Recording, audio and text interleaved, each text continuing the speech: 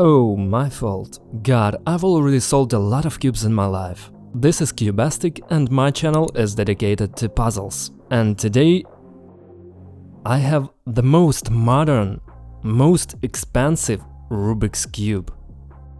This is GAN 14 MagLev. The most expensive, the fastest and the most technologically advanced Rubik's Cube.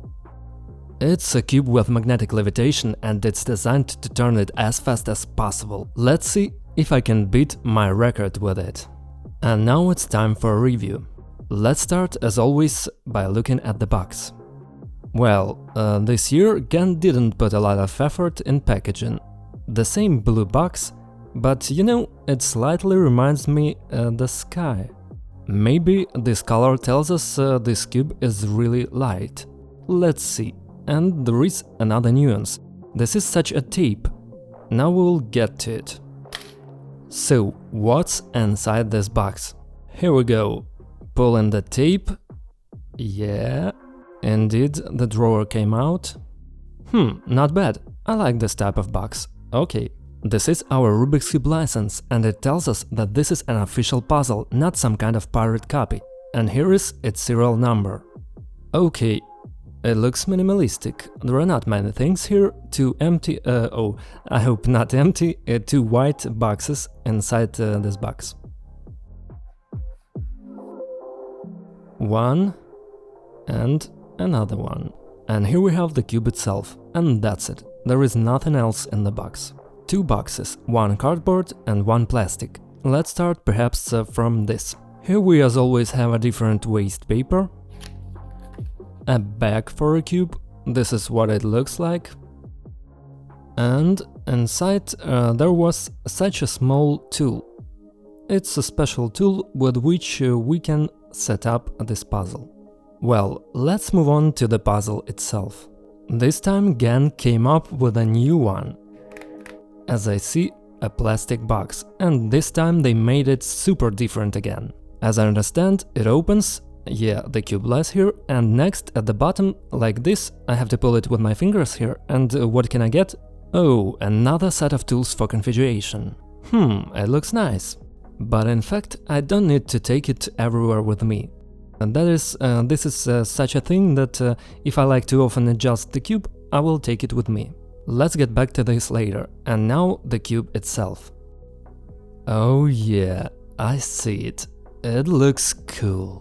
Let's pick it up, and you know, no, it's not light at all. When you are holding it in your hands, it feels like a standard Rubik's Cube. But it looks, well, just amazing. Its external design almost didn't change. The only thing that looks new to me is a color difference. Red has become a bit different, perhaps blue is a little darker, but in general it's the same cube. Well, let's make the first movement. Maybe that's what lightness is about here. Believe me, the cube turns surprisingly easily. That is, I put very little effort to perform one turn of this cube. Look at how it reacts. And if I... This is some kind of anti-stress toy. At some point it turns further, but still comes back with help of magnets that are inside this cube. This is all very interesting. I'm already eager to see how this mechanism itself works, but first let's do a test solve. My first ever solve of a new cube GAN 14 MagLev at speed. Magnetic levitation in action. The sound is so pleasant. Let's try. 3, 2, 1, go!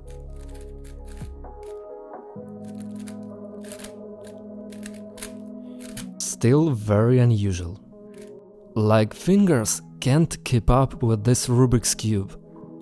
Like it's turning faster than my fingers move. And so the first solve is not very good, 15.50. Although, you know, I concentrated more on the sensations of turning than on solving it faster.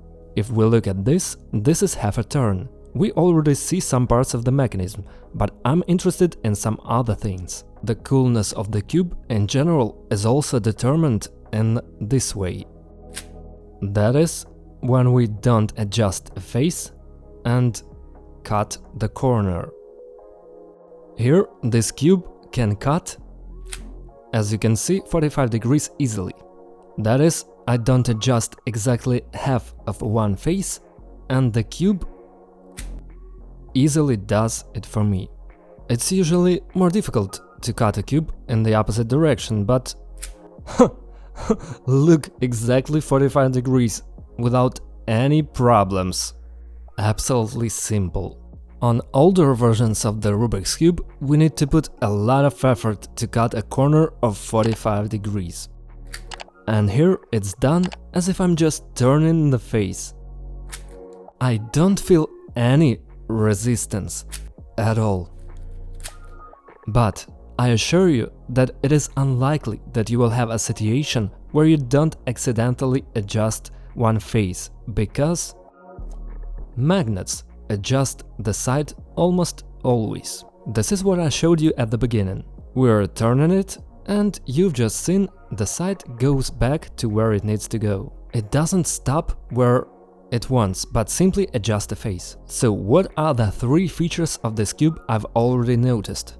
The first one is an incredibly easy turning due to the fact that there is a minimum amount of resistance inside, thanks to magnetic levitation. That is, each side levitates over the base of the cube. Next, it cuts corners and does it just fine. And third, it perfectly adjusts the face thanks to the magnetic system. Now let's go inside the cube, because I'm very curious to see what's inside. I think that here we will need this, a set of tools, and I think that even a manual. No, I won't need it. Well, let's go. I will use these tools intuitively. First, I need to remove the cap. Okay, that's what we have inside. Wow, looks good. I see that we have a lot of positions inside. 1, 2, 3, 4, 5, 6. 6 positions, as I understand it, are only at the top, and there's some gear at the bottom. Let's figure out what is what. Well, first of all, one side of this tool, as you can see, there are 3 these little pieces that get into these little grooves. Let's do it. Yeah, and now we can turn. I understand that in this way we configure the resistance. This is what the structure of the central part looks like. The crosspiece, on which the body of the central part is put on, then another red gear that is below is inserted into it. Then 2 blue upper panels. Numerical distancing nut is what we have just adjusted.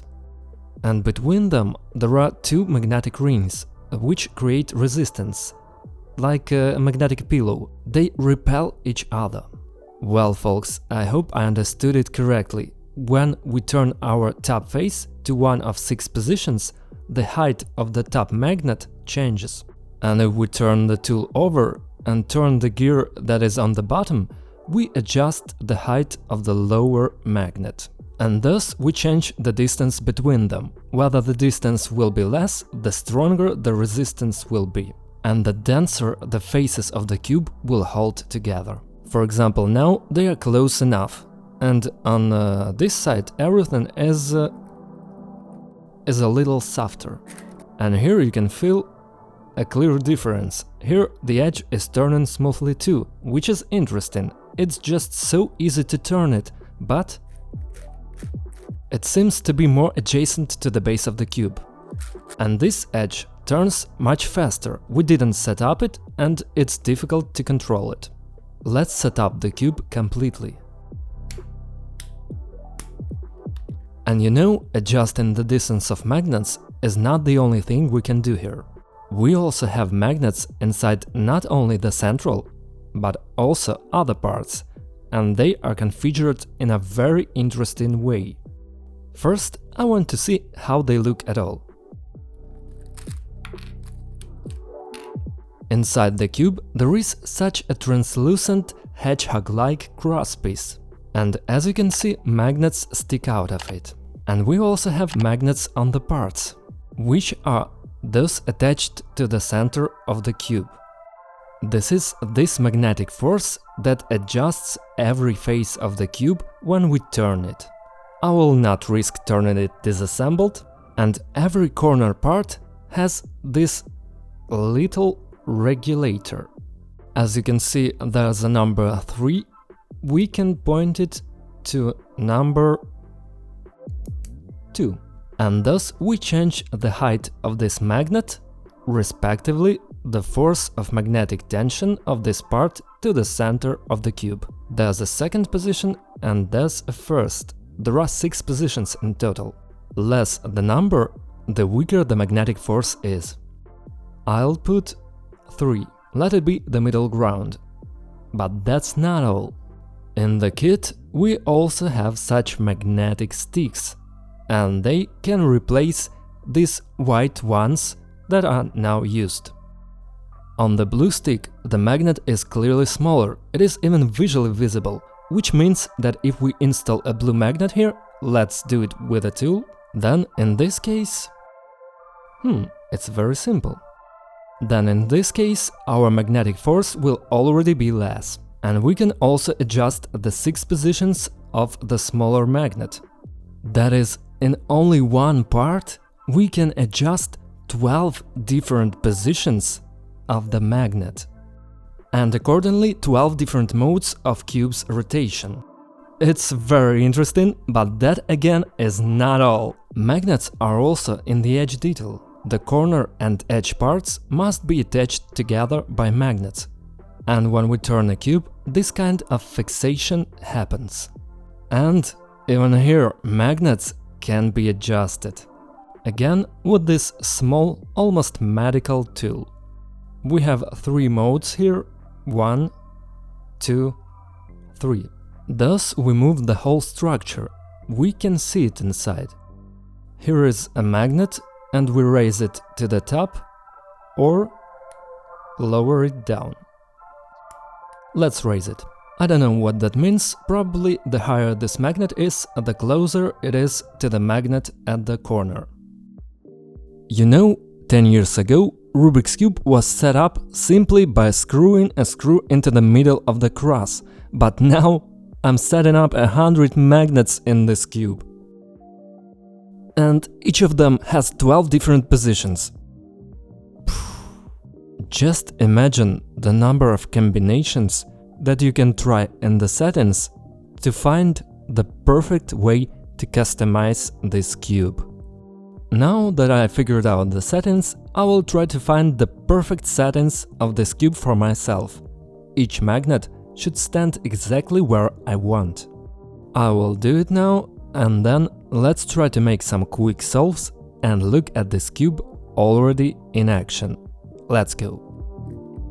Yeah, here I wanted…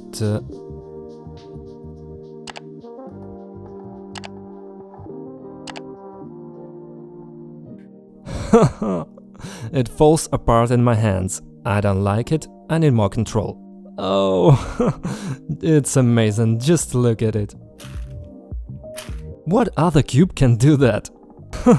I now loosen it as much as possible. That is, I loosened the resistance of magnets and also made the fastest speed. But I will do the lowest speed now, because I'm not that fast. And during the first test solve, I failed to control the cube enough, so far let's try it at a low speed.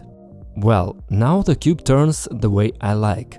It totally satisfies me, and I want to do several quick solves.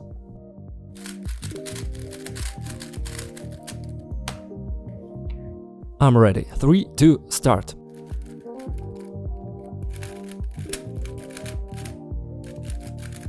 Very fast cube. Lightning fast. I'm not ready for that yet. Ow, as always, 1340. Incomplete AUF. I have solved hundreds of different cubes, but this cube gives me something new, some new feeling. These emotions that I now feel, they are worth every dollar this Rubik's Cube costs. Let's have another solve. This is something incredible. Oh, and my F2L was also incredible. But the turning is just unreal.